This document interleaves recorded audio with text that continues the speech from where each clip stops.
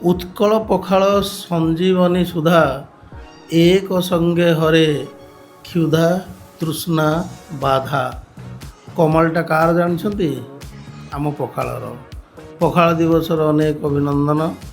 ଜଣେ ସାର୍ ମୋତେ ସକାଳୁ ପଠାଇଥିଲେ, ମାଥମେଟିକ୍ସର ଚିନ୍ମୟ ସାର୍ ବୋଲି, ତାଙ୍କ ଲେଖା ମୁଁ ପଢ଼ିଦେଲି।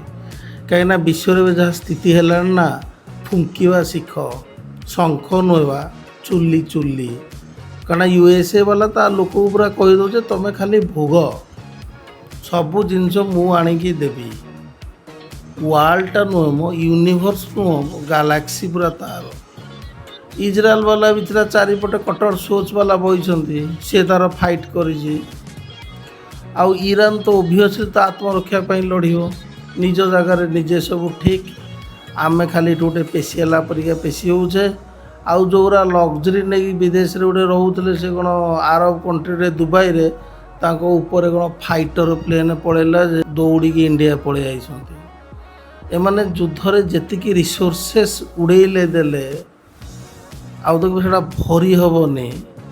କିନ୍ତୁ ମନେ ରଖିଥାନ୍ତୁ ଯେ ଭବିଷ୍ୟତ ଯେଉଁ ନେକ୍ସଟ ଜେନେରେସନ୍ କେତେ ଅନ୍ଧାରରେ। ଧନ୍ୟବାଦ। ଜୟ ଜଗନ୍ନାଥ।